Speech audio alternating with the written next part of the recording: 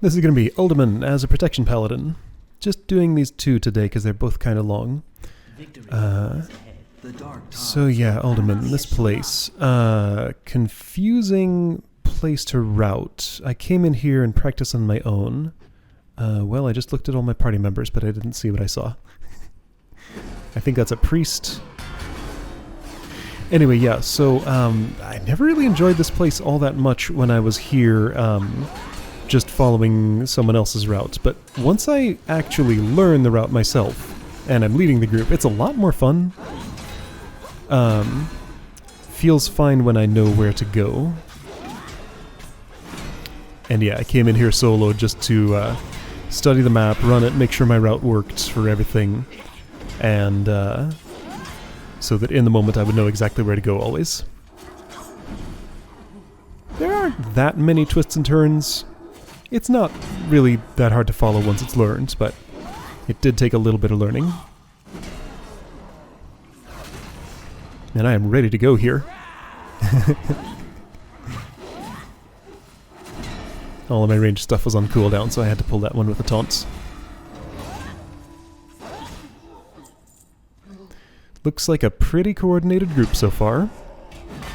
Everybody else is also just as ready to go as I am. Okay, I see Arcane Mage, some kind of hunter. I'm gonna guess Sneaky Orc is a rogue. An Orc rogue, presumably. It'd be a lot funnier if it was something else, though.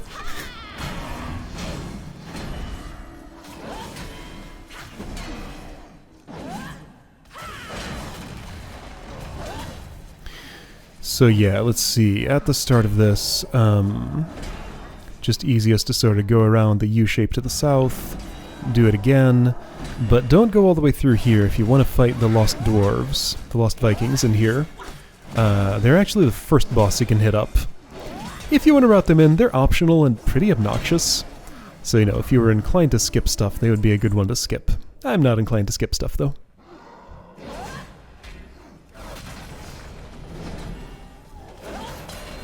Annoying as they are a boss in here, and it's part of the full experience. Man, some people have some strong opinions about optional bosses, though. Just earlier today, I saw a tank get kicked from Nomergan just for deciding to go the Grubbus route instead of jumping off the ledge immediately upon entering. Everybody else was absolutely convinced that there was nothing over there. You have to jump off as soon as you enter the dungeon. No, it's... bothered me a little bit, but, you know, nothing I could do about it. I voted no, but everybody else said yes. Alright, Olaf, Eric, and Balog, or whatever his name is. They're all annoying in their own way. So Olaf has a shield and will interrupt casts, and takes a while to go down. Balog has a bow and likes to stay out of range and shoot at you, rather than grouping up like you want him to. Eric's the most annoying. He just runs around and does whatever he wants. Doesn't feel like being close, so he'll just run all over the place. I like to have, it's good to have ranged party members here. Let's see, Hunter, Arcane Mage, and... So the Rogue is probably having a bad time here, not able to do much. He's just tunneling in on Olaf, that makes sense. Arcane Mage and Hunter and... Okay, that's a... Discipline Priest, I guess. Cool. Yeah, I see Penance. Neat. Everybody else can deal with Eric, and yeah, he still has half his health. Nothing you can do to get him to hold still, he's just gonna do that. All the time. Pretty annoying.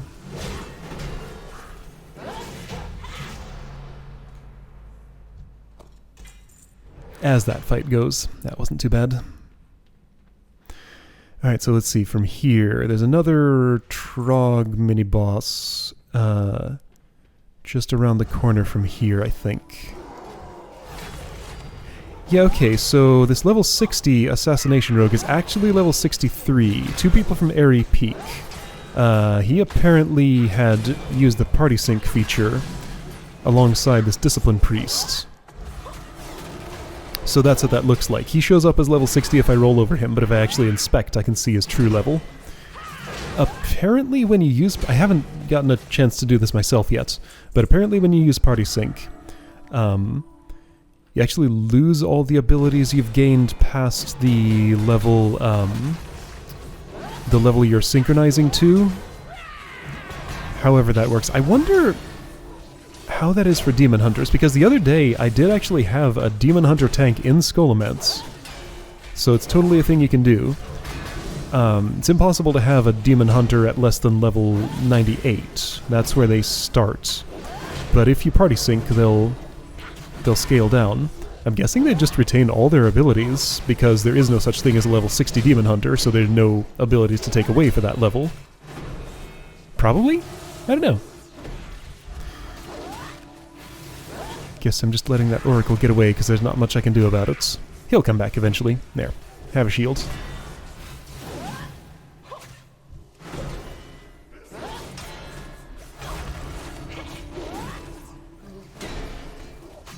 So yeah, anytime I see a level 60 in a dungeon, in a classic dungeon that's not Lower Blackrock Spire, I always suspect Party Sync is going on. You can queue specifically for other stuff if that's not what's happening. We lost a hunter back there where the Lost Vikings were. Guess I'm hoping he'll come back eventually. It's fine. We can do it without him until he does.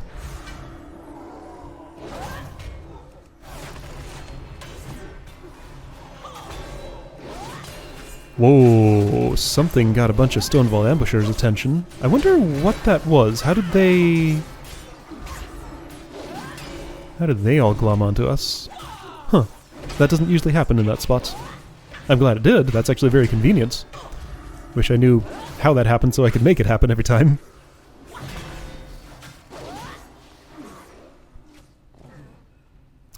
Alright, so coming into this room, yeah, watching this hunter, finding the wrong route. You don't want to go north there. Our Trog's still alive. Coming into this room, I really want to interact with this thing. Camera's going to mess up here. Yep, there it goes. Interact with the keystone right away, because it plays a long animation, eventually summons Iron-Eye to fight. Might as well have that queued up while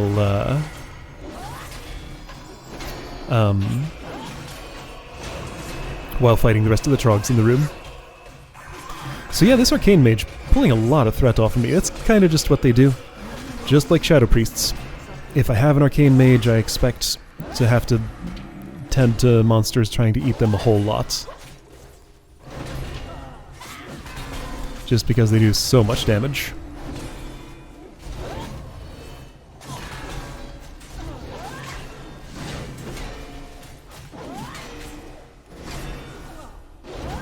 And like big bursts of it right when combat starts, I've noticed. So before I've had a chance to build up much threat, they're often pulling it off of me. It's fine. It's just how being with an Arcane Mage is. Some are annoying about it. Most of them, by the time they've gone through a few dungeons, learn to deal with it and, you know, calm down a little bit until threat's been established.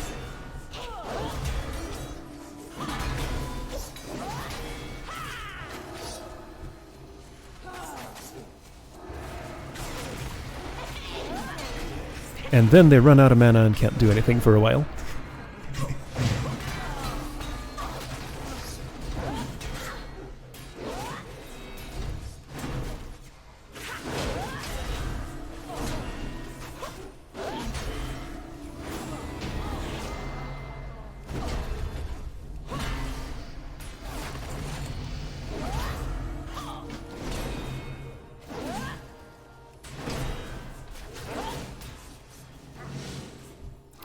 Alright, so with her down, yeah, if you just look at the mini-map, the route's kind of obvious right up until this point, but then here, things branch out all over the place. So I just sort of have to know, like, the next place that I want to be going is basically follow the left wall, there to this, well, I guess northwest from here. Go north, then west, then south. For Galgan Firehammer, I think it is.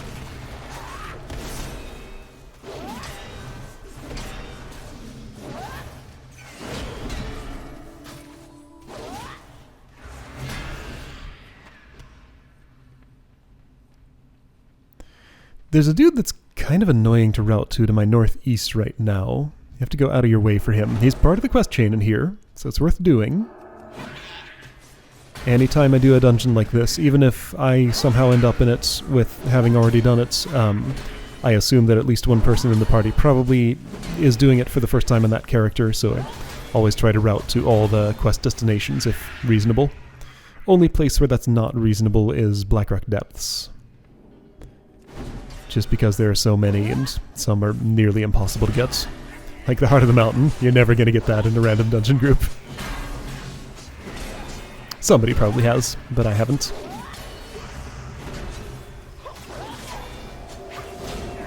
Silence, not too much of a problem for Protection Paladin. There's a couple of abilities I want to use. I think, does Judgment count as a spell cast? Consecration, I think, does. Oh, it's not Galgan Firehammer here, it's the Obsidian Sentinel. This memorable boss, who does so much.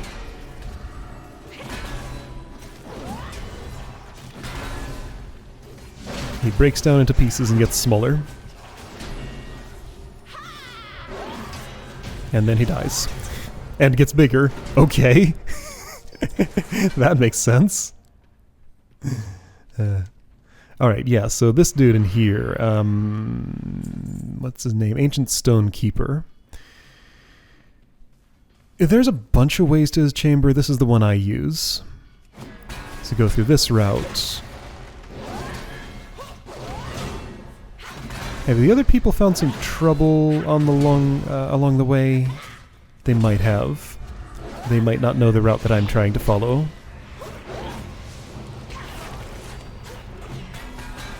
People are not following behind me very quickly, so yeah, I think they found an activity there, maybe.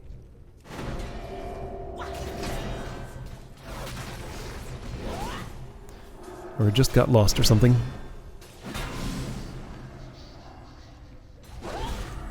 So yeah, when I see other people lead this dungeon, this boss often gets skipped. And I have this one step of this quest not done. The quest doesn't give any particularly useful rewards, it's just experience and money, not equipment or anything, but still, you know, it's cleaner to actually come in here and get this done.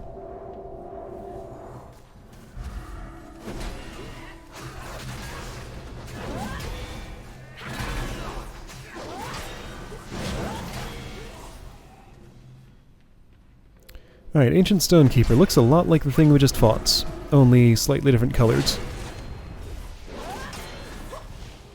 I'm trying to pull him into combat, but I'm having trouble targeting him, apparently.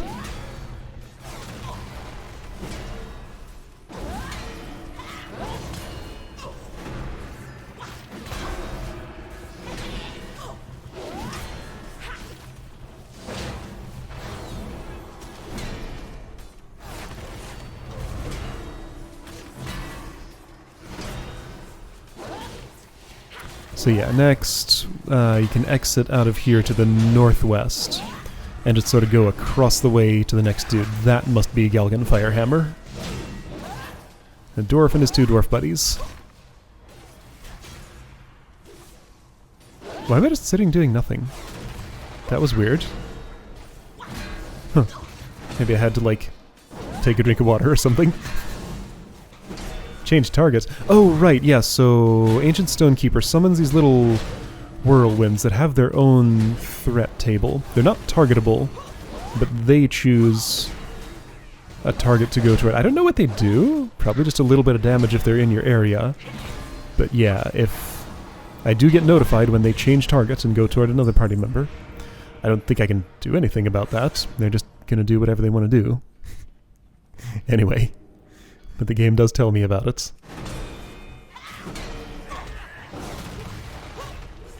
You could probably skip some stuff by coming in this back way to kill the Ancient Stonekeeper after you do Galgan Firehammer, or at least get closer to his area. Maybe that'd be a better route. This was the route I chose, though.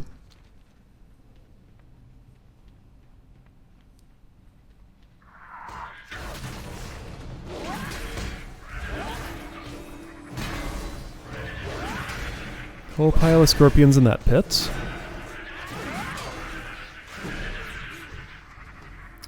Again, probably annoying for that rogue. Because yeah, assassination rogues do not excel in a situation like that.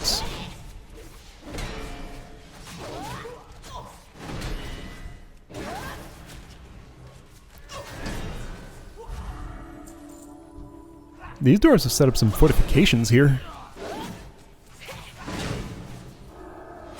They are dug in and defended.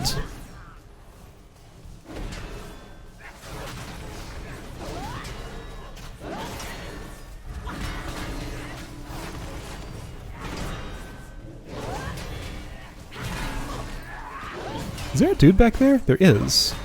Well, he died.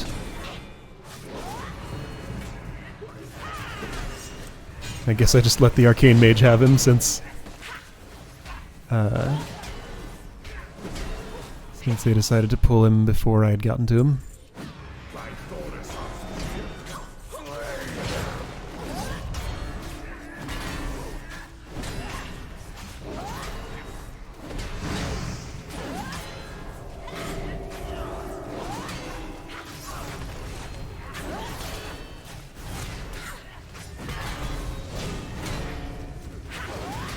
So back over by the Obsidian Sentinel, there was like a back way out of the dungeon or something? There was a way to keep going south there. It looks like you can keep going this way, but I think that door that I'm looking at doesn't actually open. It's just a wall. But yeah, I think there's a back exit to this place. Never relevant to Dungeon Finder, but I wonder if like if you actually walk here, there's a way to enter from that way. A lot of these old dungeons had multiple entrances for some reason. Dire Mall has a few spots where you can find an exit portal in a place other than where you enter the dungeon. Alright, yeah, so after Galgan Firehammer, go back out, kinda bare left again for... Wait a second, is this the way? Yeah, okay, so Revelash... No, we fought Revelash. Grimlock is in here.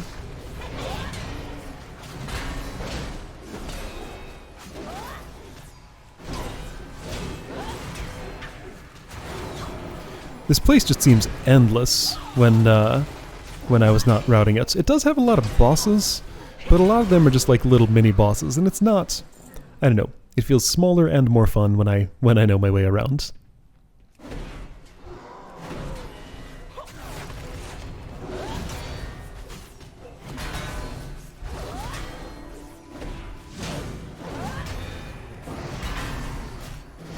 Apparently Judgment's actually my best threat generator, I think, so hitting those two individually with it is perhaps better for sticking them to me than hitting all three at once with the Avenger's Shield.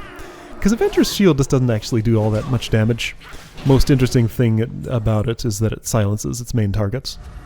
You know, it has a tiny bit of threat on the other two that it hits. But yeah, it's for positioning mostly.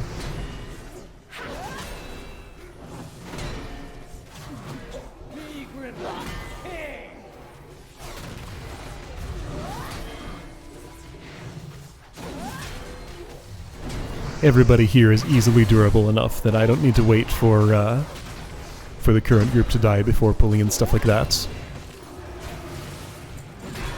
I usually won't go for more than 2 at a time, but 2 groups is fine if the group can handle it, and this group definitely could. Get pretty coordinated.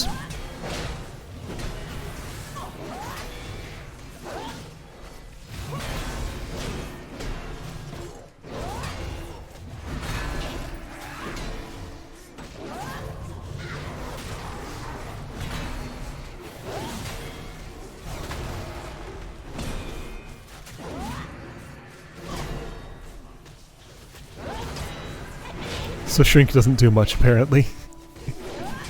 The most noticeable thing is it makes me smaller. Not really a big deal stat-wise. Makes my running animation a lot faster, too. It's pretty funny.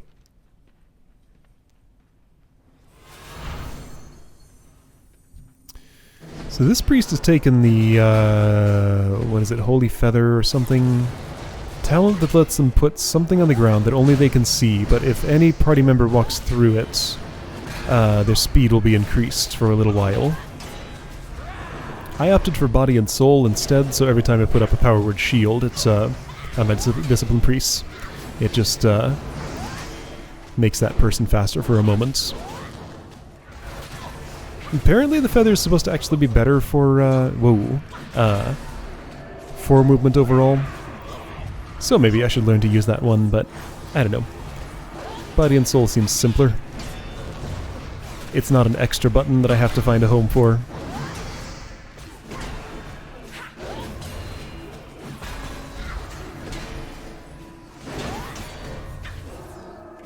But yeah, that is what it's like to get a priest feather. Angelic feather, that's the one. I think that's what it's called.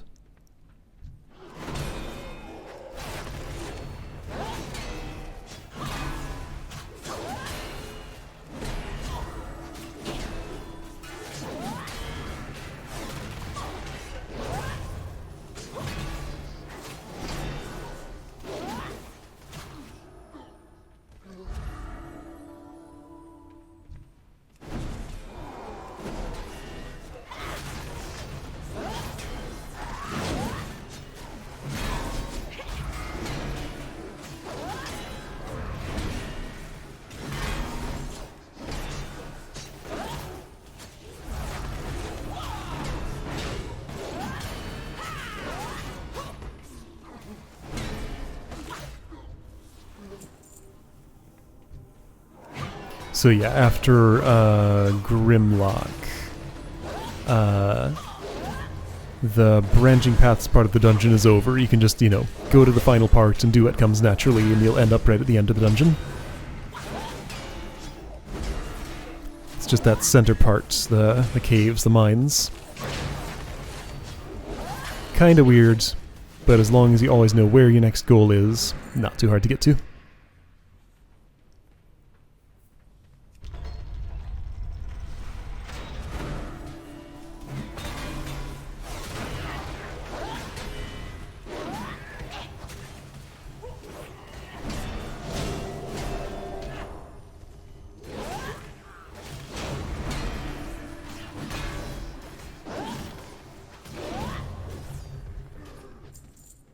Let me see how I choose to position myself during this event here.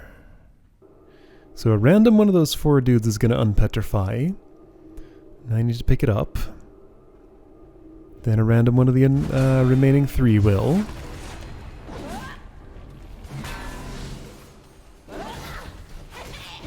Ideally, I'd want to be standing where the next one is going to come because it happens as soon as the current one dies. I'm just staying in one place and letting whatever happens happen. Okay, well that's valid. Yeah, it worked. Okay, now I'll stand to the last one.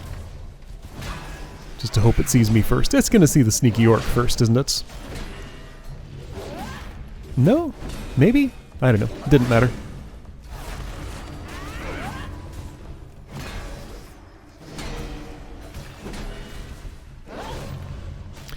Alright, almost done. Just one little ramp down, then Arcadus, and that's pretty much it.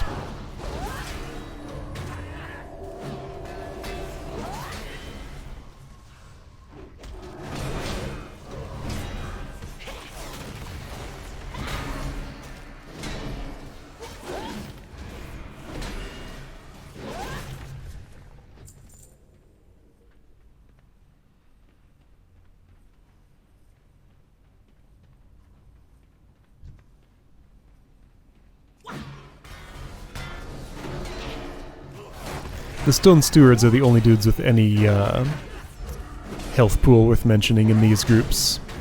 All the earthen there are non-elites. They go down real quick.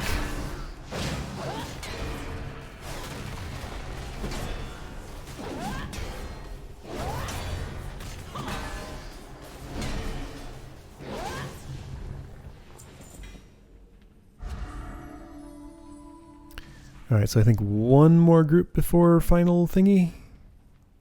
Yeah. Last group here. There's a Stone Steward in here somewhere. There he is.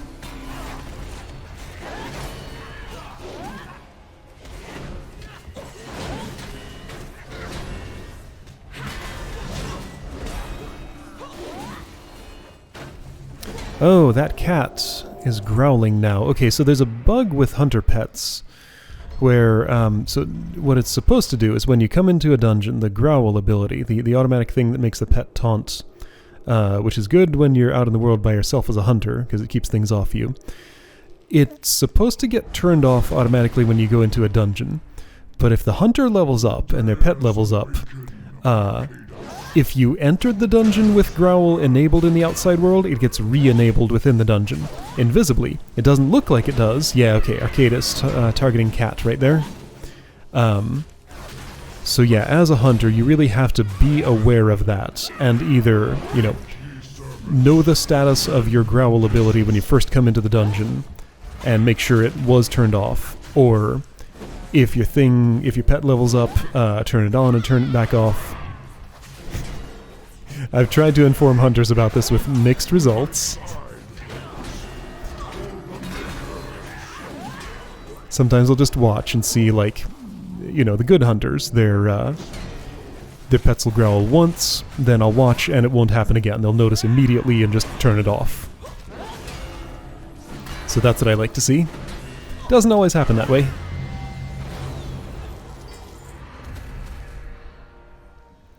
I'm glad it didn't happen for more of that dungeon. There was only just, like, 2 encounters left. Nothing to worry about. Let's see if I open that chest over there on the right. I don't think I realized it was even there. There's a chest full of loot that you can totally open just to the right of the Discs of Norganon here. I think I only just discovered it was there recently. And I don't think that is something that the postmaster sends to you. Yeah, no, I totally did not open that chest. Oops. That's fine. Nothing great in there, but it's worth picking up. Dungeon loot, might as well not leave it behind. Time is of the essence. What business have you? The eternal sun guides us. Alright, so that's Uldaman from tank perspective. Totally okay place, but I've kind of seen it enough these days. Ready to be done with this one. Alright, see you next time.